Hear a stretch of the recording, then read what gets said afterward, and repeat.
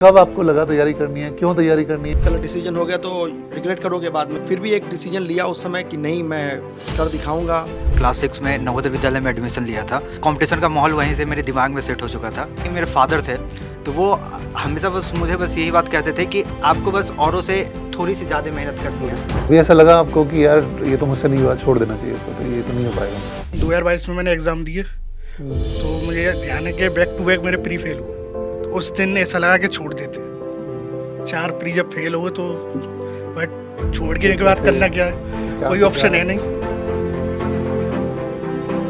एक 40 साल के आदमी के दिमाग के अंदर घुसाना थोड़ा कठिन होता है। सारे कंटेंट्स को समझना, उतना रिफ्लेक्स मतलब आपका टाइमिंग उसमें मैच करना। बट इस जर्नी में कोई ऐसा पर्सन था, कोई ऐसा स्पेसिफिकली आप मेंशन करना चाहेंगे? मतलब मम्मी हमें पूरे वो करती थी, कुछ काम नहीं कराना भाई इनसे। हम 2 भाई हैं, दोनों का एक साथ ही सिलेक्शन हुआ सर। और मतलब इसमें हमारी मतलब मम्मी है, मतलब उसको उनका बहुत ज़्यादा सपोर्ट रहा। मेरे बड़े भाई का बहुत रोल है। उसने कहा जा, जो होगा देखे, ना जाकर भी होगा और जाकर भी नहीं होगा तो जा करो। जब से अब तक लगभग मैंने 8 मेंस दे चुका हूँ। डेली 1% इम्प्रूवमेंट करो। हाँ सर, मतलब तो 365 डेज तक आप इम्प्रूवमेंट करोगे अगर डेली 1% भी करोगे।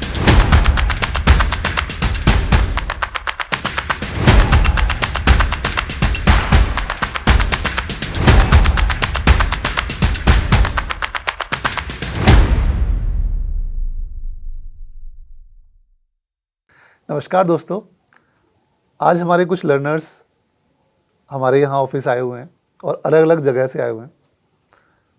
कुछ लोग बिहार से आए हैं, कुछ लोग यूपी से आए हैं, कुछ हरियाणा से भी आए हैं। तो हमने सोचा उनसे बात करते हैं, उनसे समझते हैं कि यार पढ़ाई तो आपने बहुत की, बहुत करते हो, पढ़ाई के अलावा लेकिन लाइफ में क्या चल रहा है। एक ख़ास बात यह है इन सब लर्नर्स के बारे में कि इनका अभी रिसेंटली पिछले 3-4 महीने में ही सिलेक्शन हुआ है, अलग अलग बैंक्स में सिलेक्शन हुआ है। तो मैं क्यूरियस था कि यार ये जो लोग हैं ये क्योंकि हमारा ऑनलाइन प्लेटफॉर्म है तो अलग अलग जगह से लोग ज्वाइन करते हैं और उनकी लाइफ में क्या चलता है। पढ़ाई तो हमें समझ में आता है बिकॉज हम पढ़ाई के बारे में बात करते रहते हैं हमारे प्लेटफॉर्म पे और बहुत कन्वर्जेशंस हमारे होते हैं, टीचर्स के, स्टूडेंट्स के भी होते हैं, बहुत सारे कन्वर्जेशन होते हैं। लेकिन मुझे पता है कि पढ़ाई के अलावा भी बहुत सारे चैलेंजेस, बहुत सारे स्ट्रगल्स होते हैं जो हम जर्नी में फेस करते हैं। तो चलिए सभी से पूछते हैं कि कैसी रही उनकी जर्नी और कैसा एक्सपीरियंस रहा, स्पेशली क्या हर्डल्स आए, क्या स्ट्रगल्स आए इन देयर जर्नी। तो सर चलिए आपसे शुरू करते हैं।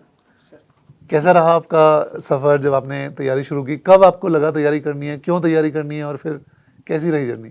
सर, मेरा नाम विशाल शुक्ला है। मैं हरदोई से बिलोंग करता हूँ और 20 इयर्स एयरफोर्स में सर्व करने के बाद में 2022 में रिटायर हुआ था।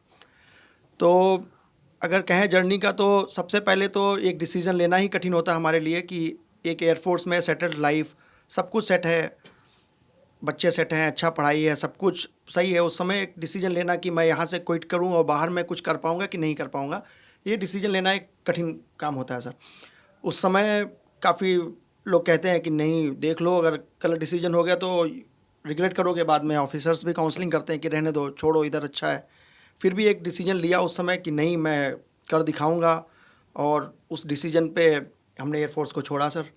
तो उसके एक क्वेश्चन है यहाँ पे मेरा, उस डिसीजन के लिए कॉन्फिडेंस कहाँ से आया आपको कि मैं कर सकता हूँ?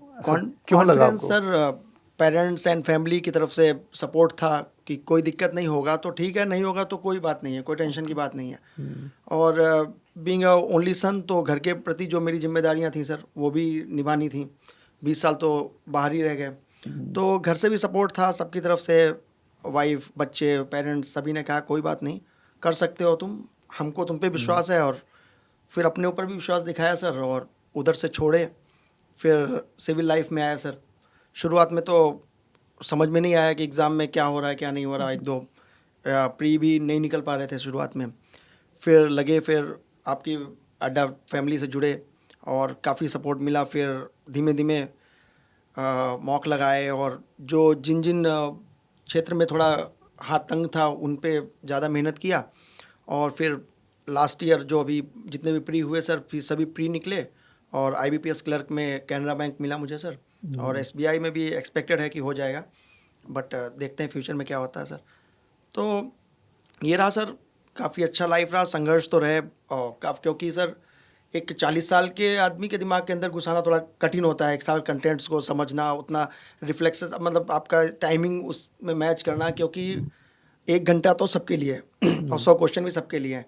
उधर एज 9 बार की, आप कितनी एज के हो, कैसे आप जितनी जल्दी आप कैलकुलेशन कर सकते हो, तो काफ़ी लगा संघर्ष, बट फाइनली हो गया सर। 1 अप्रैल को जब रिज़ल्ट आया तो काफ़ी खुशी हुई कि कैनरा बैंक मिला। और क्रिटिसिज्म भी काफ़ी शुरुआत में तो सहना ही पड़ा कि देखो ये एयरफोर्स की नौकरी छोड़ के आ गए हैं, अच्छी खासी नौकरी थी फिर भी छोड़ के आ गए हैं, होगा कुछ नहीं, ऐसे ही घूमते रह जाएंगे। वो भी एक चैलेंज होता था कि जो मोहल्ले वाले हैं जो हर समय पूछते रहते हैं, भाई कहीं हुआ, भाई कहीं हुआ, या अभी तक ऐसे ही हो, उनका भी मुंह बंद करना एक चैलेंज रहता है सर। तो फिर सिलेक्शन होने के बाद क्या हुआ? उसके बाद सर तो उनके बदल ही गए बहाने, क्या वो बातें ही बदल गए। फिर क्या बोलना शुरू उसके किया? बाद कहने लगे देखो यार कितना लालची आदमी है, पेंशन भी ले रहा था, अब इनको नौकरी भी चाहिए, सब कुछ इन्हें ही चाहिए, हमारे लोगों के लड़के अभी तक ऐसे घूम रहे हैं। तो सर कठिन रहता है, खैर परिस्थितियाँ ऊपर नीचे रहीं, बट सिलेक्शन मिल गया और आज आप लोगों से मिले, यहाँ पे आए। लेकिन मुझे बहुत इंस्पायरिंग लग रहा है कि आप इस 40 साल की उम्र में सर आपने पहला सोच लिया कि मुझे पढ़ाई करनी है। जी सर। जैसे आपने कहा, सही बात है वो कि 40 साल की उम्र में पढ़ाई, 15 साल के ब्रेक के बाद फिर से पढ़ाई करना टफ है। तो ऐसे बहुत सारे लोगों से मेरी बात होती है, बहुत सारे लोग अप्रोच करते हैं जी सर। कि सर ये करना चाहिए नहीं करना चाहिए, कितना रिस्की है या क्या होगा कि नहीं होगा, लेकिन आपने प्रूव कर दिया कि ये हो सकता है। सर हो तो सकता है सर, मेहनत अगर आदमी करने पे आ जाए तो कुछ भी हो सकता है सर। आपको घंटे ही बढ़ाने पड़ेंगे ना, दिन में 24 घंटे हैं, कितने घंटे, 6 घंटे शुरू कीजिए, 7 घंटे 8 घंटे। मैं आखिरी में सर ऐसा हो गया था 14 घंटे 15 घंटे तक खींचता था, 18 घंटे। बीवी बच्चे भी काफ़ी सपोर्ट देते थे कि नहीं उस वाले रूम में नहीं जाना, पापा पढ़ रहे हैं, बच्चे भी पापा मॉक लगा रहे हैं 1 घंटा, मतलब वो बिल्कुल चूँ नहीं होता था मेरे घर में, क्योंकि डिस्टर्ब हो जाएंगे तो बच्चे भी कहेंगे अरे आज मेरी वजह से 1 नंबर कम हो गया या जो भी है। फिर सर काफ़ी अच्छा रहा और हो गया selection finally sir. Congratulations sir thank you sir. Sir. आपके बारे में, आपकी जर्नी कैसी रही, कब तैयारी शुरू की थी, कब लगा बैंकिंग में जाना है? सर ये जर्नी मैंने स्टार्ट की थी जून 2022 में। तो सर जैसे कि मैंने क्लासेस स्टार्ट की तो उसमें देखने को मिल रहा है कि बच्चे स्टार्ट कर चुके हैं जनवरी 2022 से। तो कहीं ना कहीं ये था कि भाई 6 महीने पीछे चल रहा हूँ। तो फिर ये है कि या तो हमारे पास एक ऑप्शन है, या तो अगले साल की तैयारी करो, या फिर अभी जो भी है मतलब अभी 2-3 महीने का टाइम है, इसको ही मतलब अच्छे से यूटिलाइज करो। तो मैंने ऑप्शन सर ये चूज़ किया कि मैं इसी 3 महीने के अंदर मैं डबल मेहनत करूँगा। ओके। टाइम कम है कोई बात नहीं, लेकिन अगले साल से स्टार्ट करने से अच्छा मैं मतलब अब अच्छी पोजीशन पे पहुंच जाऊंगा। तो सर मैंने जून से स्टार्ट किया, तो 2-3 महीने के अंदर सर मैंने तैयारी अच्छी की, तो IBS PO का मेरा प्री क्वालिफाई हो गया। उस साल मेरे 3-4 एग्जाम के प्री क्वालिफाई हुए, मेंस नहीं दे पाया, तो मतलब मेंस क्वालिफाई नहीं हो पाया सर। फिर अगली बार 23 में स्टार्ट किया मैंने, तो 23 के सर मतलब ठीक है, मतलब मेंस दे चुका था, तो फिर कॉन्फिडेंस था कि भाई अब की बार तो मैं मतलब मन जाई जॉब लेंगे, मतलब सारे एग्ज़ाम करेंगे। तो RRB PO से ज़्यादा उम्मीद थी, और सर मतलब पहला झटका भी लगा कि RRB PO का प्री क्वालिफाई नहीं हुआ। मतलब घर पे मॉक दे रहा हूँ तो मेरा परसेंटाइल भी 95 अब हो जा रहा है, लेकिन वहाँ जाके परफॉर्मेंस नहीं दे पाया। चलो ठीक है कोई बात नहीं। फिर उसके बाद सर बाकी मैं चलो ठीक है, अब फिर मैंने अपनी स्ट्रेटेजी में थोड़ी चेंज किया सर, मतलब मेडिटेशन स्टार्ट किया मैंने, मतलब इससे मुझे बेनिफिट हुआ पर्सनली। मतलब डेली 10-15 मिनट के आसपास मैंने स्टार्ट किया, मतलब एग्ज़ाम में प्रेशर हैंडल करने के लिए। प्रेशर हैंडल करने के लिए, ओके। तो सर फिर उसके बाद अब मतलब वही है कि मतलब जितना हम तैयार होते हैं उससे आगे कुछ ना कुछ नेक्स्ट लेवल आ जाता है। तो मेरे एग्ज़ाम होते सर, एक NICL AO का था और एक IBPS कलर का मेंस था सर, 7 अक्टूबर को और 8 अक्टूबर को, दोनों एग्ज़ाम। मैं बीमार हो गया सर 1 तारीख को, मतलब 1 अक्टूबर से लेकर 5 अक्टूबर तक मैं बीमार हूँ। मतलब मेरे को I और J में डिफरेंस पता नहीं चल रहा, दोनों मेरे मेंस हैं। मैं दवाई लेके गया, दवाई लेके मैं एग्ज़ाम दे रहा हूँ, घर पे आके मतलब होश नहीं आ रहा है, मैं ठीक है लेकिन परफॉर्मेंस देंगे जैसा भी होगा जो भी होगा।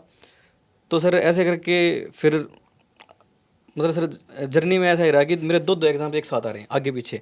ऐसे ही मतलब IBS PO आया था, मेरा मेंस था, SBI PO प्री, मतलब ऐसे 2 एग्ज़ाम आगे पीछे। तो फिर सर ये था कि ठीक है, अब जैसे सर्दियों में सर पढ़ाई करने का मन नहीं करता, कई बच्चों का नहीं करता, मतलब ठीक है उठा ही नहीं जा रहा। मैं क्या करता सर, मैं टैब को लेता था अपनी रज़ाई के अंदर लेके और सुबह की क्लास अटेंड कर देता था। सुबह जाना होता था 8-9 बजे के आसपास, हम वर्कआउट करने के लिए आते थे। तो मतलब लोग 6 बजे आ रहे हैं लेकिन हम 8-9 बजे जा रहे हैं, मतलब उससे हमें दुनिया से मतलब नहीं था। मैं ठीक है, हम अपने लिए शेड्यूल बना चुके हैं, सुबह 6 बजे उठ के हम वो पढ़ाई कर रहे हैं, फिर उसके बाद मॉक दे रहे हैं, मतलब कोई क्या बोलेगा, इससे फ़र्क पड़ना बंद हो गया था। लेकिन सर बोलते हैं लोग तो भाई पता नहीं, बस एग्ज़ाम दे रहे हैं, कर रहे हैं, कुछ नहीं कर रहे हैं। फिर सर आता है 1 अप्रैल को सर रिजल्ट देखते हैं, तो मेरा भी हुआ और मेरा रियल ब्रदर है छोटा, उसका भी हुआ। अरे वाह, दोनों का ही सेम दिल्ली में IBS कलर हो गया sir. Very good, very good. फिर सर मतलब लोगों की वही मतलब बातें चेंज हो गई हैं। बट इस जर्नी में कोई ऐसा पर्सन था, कोई ऐसा स्पेसिफिकली आप मेंशन सर, करना चाहेंगे? जर्नी में सर मतलब मम्मी हमें पूरा वो करती थी, मतलब ये कहती थी मतलब कि ठीक है, हमें मतलब खाना वगैरह जो भी है वो टेबल पे बिना कहे, मतलब एग्ज़ाम दे रहे हैं, मॉक दे रहे हैं, कुछ भी दे रहे हैं तो आगे रख दिया, मतलब खाने का सामान रख दिया। अभी मम्मी का एक कॉल आ रहा है सर, तो मतलब खाने का रख दिया, या फिर मतलब कुछ काम नहीं कराना भाई इनसे। हम 2 भाई हैं, दोनों का एक साथ ही सिलेक्शन हुआ सर, और मतलब इसमें हमारी मतलब मम्मी है, मतलब उसको उनका बहुत बहुत ज़्यादा सपोर्ट रहा। This is big thing. और क्या सिंक्रोनाइजेशन, अपनी मम्मी का नाम लिया, फोन ही आ गया। Amazing. Congratulations to both of you. तो आपके भाई नहीं आए? वो सर वो कहीं का हुआ था आज। ओके, हाँ, तो मतलब फैसिलिटेशन उसमें सेरेमनी में आए थे दोनों ही। और सर ये है कि हम मतलब एक मिडिल क्लास फैमिली से और गांव से बिलोंग करते हैं, तो कहाँ है आपका गांव? झज्जर में सर। ओके। झज्जर में तो मतलब एक गांव में मतलब एक ही परिवार के 2 बच्चे सेलेक्ट होना, मतलब नहीं, मुझे तो बहुत खुशी होती है। जब हमने प्लेटफॉर्म शुरू किया था तो हाँ सर। उसी मतलब मेन थॉट ये था कि गांव के लोग सक्सेसफुल हों, उनको हम सपोर्ट कर पाएँ।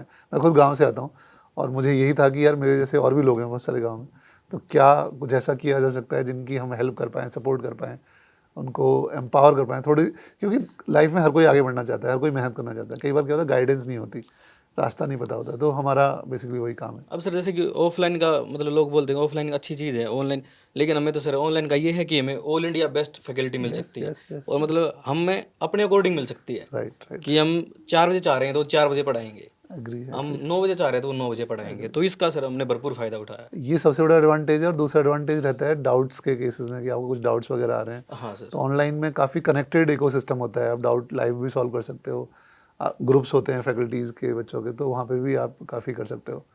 बिल्कुल सही कहा आपने। ऑफलाइन में क्या होता है कि इतने सारे कोचिंग्स हैं, इतने सारे इंस्टीट्यूट हैं, बट हर जगह बेस्ट नहीं हो सकता, लेकिन ऑनलाइन में आपको बेस्ट मिलेगा। हाँ तो मतलब मान लो 2 टीचर क्लास है, स्किप कर मतलब किसी फंक्शन में जाना पड़ गया, कुछ हो गया।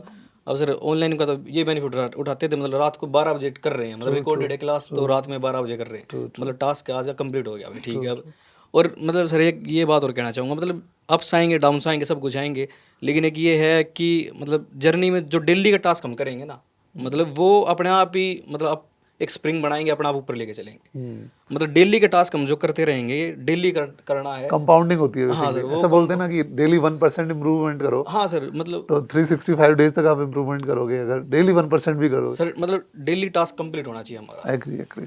हाँ तो सर ये सबसे मतलब मैं भी इसमें बिलीव करता हूँ। हाँ मतलब वो आपको मतलब 6 महीने बाद रिजल्ट मिलेगा। लॉ ऑफ कंपाउंडिंग होता है। हाँ सर, तो मेरा ये मानना है sir. True, thank you so much. Thank you sir आपकी कैसी जर्नी रही? आप कहाँ से हैं वैसे? बिहार से सर। बिहार से। सर मेरा नाम विवेक सागर है और मैं बिहार में समस्तीपुर से बिलोंग करता हूँ। तो मैं पहले अपना एक छोटा सा बैकग्राउंड देना चाहता हूँ कि ये जो मतलब कंपटीशन जो एग्ज़ाम था, तो वो जब मैं क्लास 6 में था उसी समय से शुरू हो चुका था, क्योंकि मैंने क्लास 6 में नवोदय विद्यालय में एडमिशन लिया था। तो उस समय एक मतलब कंपटीशन का माहौल वहीं से मेरे दिमाग में सेट हो चुका था। तो वहाँ जब मैं 7 साल हॉस्टल में रहा, फिर मैं दिल्ली आ गया था। तो जब मैं दिल्ली आ रहा था तो उस टाइम मेरे फादर ने कहा था कि यहीं बिहार में किसी में एडमिशन ले लो, क्योंकि घर से जाओगे तो ठीक है, लेकिन अगर खाली हाथ आए तो फिर यहाँ रहना फिर मुश्किल हो जाएगा। तो फिर मतलब ऐसा था कि घर शहर तो जा रहे हैं, लेकिन अब वहाँ से आना है तो जॉब लेकर के ही आना है। तो फिर मतलब यहाँ भी मैं रहता था, तो स्टार्टिंग में फ्रेंड लोग के साथ रहता था, लेकिन फिर जब लॉकडाउन लग गया तो फिर उस टाइम घर चला गया, फिर वापस आया तो यहाँ मैं अकेले रहता था। तो मैंने खुद को मतलब मैंने खुद के लिए बेहतर ये समझा कि खुद को आइसोलेशन में रखो, कि अगर ज़्यादा दोस्तों के साथ दोस्ती यारी करोगे फिर टाइम भी वेस्ट होगा। तो फिर ऐसे में मैंने खुद एक सिंगल रूम लिया था साकेत में ही। तो मतलब वहीं पर आके मैंने तैयारी शुरू की और मैंने लाइब्रेरी ज्वाइन कर ली थी। तो सुबह बस मैं खाना खा के निकलता था, लाइब्रेरी जाता था और बस खाने और सोने के लिए बस रूम पर आता था, बाद बाकी टाइम लाइब्रेरी में ही रहता था। ना कोई मेरे दोस्त थे तो कोई डिस्टर्बिंग एलिमेंट भी नहीं था। बाद बाकी जो क्लास के लिए लैपटॉप था ही, फ़ोन था ही, उससे लाइव क्लास देख लो। और फिर अधिकतर मैं कोशिश करता था कि रिकॉर्डेड क्लास देखूं, कि रिकॉर्डेड क्लास में बेनिफिट ये रहता था कि आप उसे अपने तरीके से मोल्ड कर सकते हो, कि आप 2x 3x पर भी देख सकते हो। तो जैसे कोई भी चीज़ है, जैसे कि सौरभ सर का रीजनिंग क्लास होती थी तो सर टाइमर लगा के देते थे, लेकिन मैं उसे 2x पर करता था। तो मेरा ये रहता था कि जो बच्चे आंसर दे रहे हैं तो उनसे पहले मैं 2x में कर दूँ, तो उससे मेरी स्पीड बनते जाती थी। और रही बात जो मतलब अड्डा के वेबसाइट, वो मतलब ऐप पर जो क्यूज़ फॉर्मेट आती है, तो मैं उसे ऐसे नहीं सॉल्व करता था। जब मैं खाना बनाने जाता था उसमें जो टाइम फ्रेम मिलता था उसमें सॉल्व कर लिया, तो उससे मेरा टाइम भी बच जाता था। तो और उसमें रूम पर करने के लिए कुछ रहता नहीं था। और अगर मैं अपने जो अगर बैकग्राउंड में बात करूं, तो जैसे कि मेरे फादर थे, तो वो हमेशा मुझे बस यही बात कहते थे कि आपको बस औरों से थोड़ी सी ज़्यादा मेहनत करनी है ताकि आप भीड़ से अलग दिख सको।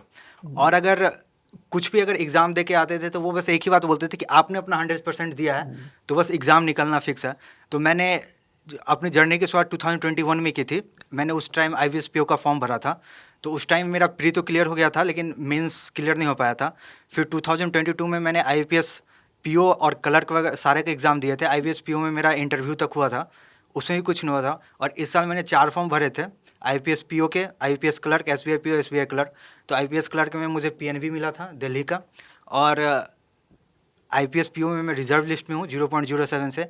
SBI क्लर्क का भी रिजल्ट नहीं आया और SBI PO भी मेरा हो चुका था। तो इस बार मैंने 4 भरे थे और चारों के चारों लगभग मेरे क्लियर हो ही जाएंगे। तो फिर बस यही है क्या कि हमें बस मेहनत करना है। औरों क्या कर रहे हैं, जो कंपटीशन है उससे हमें क्या मतलब। हम अपना अगर खुद अगर प्रतिदिन अगर थोड़ा सा अपना एफर्ट डालें और जो कल किए थे उसे अगर आज को अगर खुद को बेहतर बनाते रहे तो हम जरूर सक्सेस हो जाएंगे। तो ये आपकी जर्नी काफ़ी लंबी है, काफ़ी आपने इट सीम्स काफ़ी फेजेस देखे हैं, काफ़ी स्ट्रगल्स देखे हैं। कभी ऐसा लगा आपको कि यार ये तो मुझसे नहीं हुआ, छोड़ देना चाहिए इसको, तो ये तो नहीं हो पाएगा मुझसे? नहीं सर, ऐसा नहीं था कि कभी ऐसा लगा कि नहीं हो, क्योंकि मतलब ऐसा मतलब मेरा हमेशा पॉजिटिव माइंड सेट रहता था कि मतलब अगर मैं जो चीज़ सोच रहा हूँ अगर वो ठानने पर आ जाऊँगा तो कैसे नहीं मुझे मिलेगा। और अगर नहीं मिला, अगर जैसे 2 साल मैंने तैयारी की थी, तो मतलब पिताजी थे वो बस ये बात बोलते थे कि आप जो भी डिसीजन लोगे मैं उसमें हमेशा आपके साथ हूँ। तो वो एक फैक्टर पीछे रहता था। और एक ये था ना कि मुझे जल्दी जल्दी जॉब लेनी थी, ताकि क्योंकि मेरे फादर एक गवर्नमेंट जॉब में है, वो एक टीचर हैं। तो हमेशा ऐसा लगता था क्या कि जाके मतलब मैं खुद को इतना काबिल बना लूँ कि कल को जाके अपने पिताजी को ये जाके कह दूँ कि हाँ आप रिटायर आप ले सकते हो। तो ये एक मेरा मोटिवेशन फैक्टर रहता बहुत था। बड़ी बात है। कॉन्ग्रेचुलेशंस। Thank you sir. आपकी जर्नी कैसी रही? Hello sir, hello. मेरा नाम रायन वाशनी है और मैं उत्तर प्रदेश के हाथरस शहर से बिलोंग करता हूँ। तो मैंने 2021 में ग्रेजुएशन किया था। तो जैसे ही छोटे शहर से तो पता था नहीं कुछ क्या करना है। ग्रेजुएशन हो गया तो अलग अलग प्लेटफॉर्म ढूंढे, अलग अलग के क्या करना है, किस में चलती हैं, या PG कर लेते हैं या B.Ed कर लेते हैं जो नॉर्मली बताते हैं। फिर निकल 2021 निकल गया। जनवरी 2022 में डिसीजन बना लिया कि बैंकिंग में जाना है। तो तैयारी स्टार्ट की। बैकग्राउंड में इतना पढ़ने वाला नहीं था मैं कि 6 घंटे 8 घंटे पढ़ सकूँ स्टार्टिंग। तो स्टार्टिंग से मैंने खाली 3 और 4 घंटे से स्टार्ट किया था, और एनडी जब किया तो 11-12 घंटे तक मैं आराम से पढ़ चुका हूँ। तो क्योंकि उतार चढ़ाव आते हैं, 2022 में मैंने एग्ज़ाम दिए तो मुझे ध्यान है कि बैक टू बैक मेरे प्री फेल हुए। और मुझे डेट आज भी ध्यान है, 2 नवंबर 2022 IBS PO का रिजल्ट आया, इससे मुझे बहुत उम्मीद थी। उसमें मेरे कट ऑफ से तो 22 नंबर ज़्यादा थे, पर इंग्लिश सेक्शन में 0.5 से रह गया था। तो उस दिन ऐसा लगा कि छोड़ देते हैं। 4 प्री जब फेल हुए तो बट छोड़ के बाद करना क्या है, कोई ऑप्शन है नहीं। अपने माइंड को फिर कि नहीं दोबारा लगते हैं, एक और बार लगते हैं। तो उसके बाद जब से अब तक लगभग मैंने 8 मेंस दे चुका हूँ। जब एक भी प्री नहीं निकला, बैक टू बैक। और फिर बीच में हेल्थ चैलेंजेस भी बहुत आए। अब 7 तारीख का मेरा मेंस था IPS क्लर्क का, 7 अक्टूबर, और 5 अक्टूबर को मुझे थोड़ा टॉन्सिल अटैक आया था। मतलब गर्दन मेरी टेढ़ी हो गई थी। मुझे कुछ पता नहीं चला क्या हुआ। मैं एडमिट कार्ड प्रिंट आउट करा के घर आ रहा था और रास्ते में ही मुझे खुद पता नहीं क्या हो रहा था। तो तुरंत आया, मैंने घर पे बताया क्या हो रहा है, तुरंत हॉस्पिटल एडमिट हुआ रात भर। और पर इतना सही नहीं हो पाया, मैं जा नहीं पाया 7 को। तो बहुत परेशान हुआ। फिर पता चला कान में थोड़ी प्रॉब्लम थी, तो डॉक्टर ने कहा था कि ऑपरेशन करा लो जल्द से जल्द, नहीं तो आगे कुछ भी हो सकता। तो ऑपरेशन कराया, पूरा महीना यूँ निकल गया। मुझे ध्यान 28 अक्टूबर को मेरे टाँके कटे थे कान के, और 4 नवंबर का था RRB PO का इंटरव्यू। तो उस टाइम मन मतलब कि तैयारी कुछ हो नहीं पाई थी, तो हिम्मत नहीं हो रही थी बिल्कुल। तो मन यही था जाए ना जाए, जाए ना जाए। लेकिन इसमें मेरे बड़े भाई का बहुत रोल है। उसने कहा जा, जो होगा देखेगा, ना जाकर भी होगा और जाकर भी नहीं होगा तो जा करो। लेकिन मेरा RRPO में इंटरव्यू क्लियर हुआ और 5 को IPS PO मेंस भी दिया था उसी टाइम, वो भी क्लियर हुआ। तो हेल्थ चैलेंजेस बहुत आए हैं और वैसे फैमिली का तो पूरा सपोर्ट था ही। Very inspiring, very inspiring. मैं बहुत सारे स्टूडेंट से मिलता हूँ और सबके अलग अलग तरह के चैलेंज होते हैं, बट जो आपने बताया और एग्ज़ाम से पहले इस तरह की हेल्थ इश्यूज़ होना और उसके बाद रिकवर करके फिर से हिम्मत करके खड़े होना, फिर से फाइट करना, आपने काफ़ी फाइट किया। Very inspiring, congratulations. Thank you sir. तो मुझे लगता है कि सारे लोग आपके अलग अलग तरीके के एक्सपीरियंसेस हैं और स्ट्रगल सबका ही है, बस सबका अलग अलग तरह है। का होता है। देखिए वही मैं सभी को बोलता हूँ, मेरे बहुत सारे स्टूडेंट्स बोलते हैं कि सर मेरे पास ये नहीं है, मेरे पास ये कमी है, या मेरी यहाँ थोड़ी लाइट कमी कम की आती बताऊं है। तो सर मैंने अभी तक लैपटॉप नहीं, मैंने मोबाइल से ही सारी प्रिपरेशन की है वाह। और मोबाइल हाँ से देखो, मॉक लाए। अब बच्चे बोलते हैं कि आके सर लैपटॉप नहीं है और हाँ, लैपटॉप मुझे मॉक की जरूरत पड़ती तो मैं अपने फ्रेंड के में मॉक उससे ले लेता था, जब लगा लेता बस। आप बिल्कुल सही कहा आपने।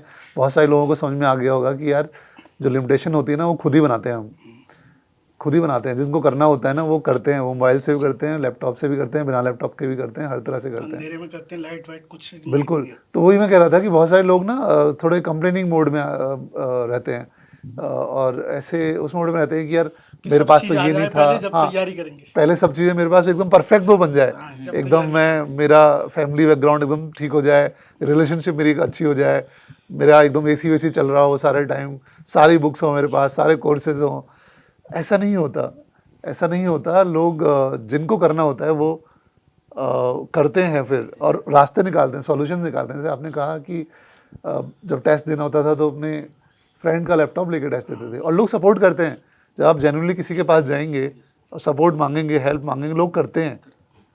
मैंने तो यही देखा है कि रास्ते निकल आते हैं। मतलब आप प्रॉब्लम स्टेटमेंट है तो सॉल्यूशन भी है, right. No, very inspiring and अच्छा लगा आप लोगों से बात करके। आप लोग यहाँ पे आए हमारे ऑफिस में and we are really proud of you. सबकी आपकी स्टोरी बहुत अच्छी है और जितने भी लोग देख रहे होंगे या देखेंगे इस वीडियो को ज़रूर कुछ ना कुछ इंस्पिरेशन लेंगे इससे। So guys, thank you so much for watching this. Thank you.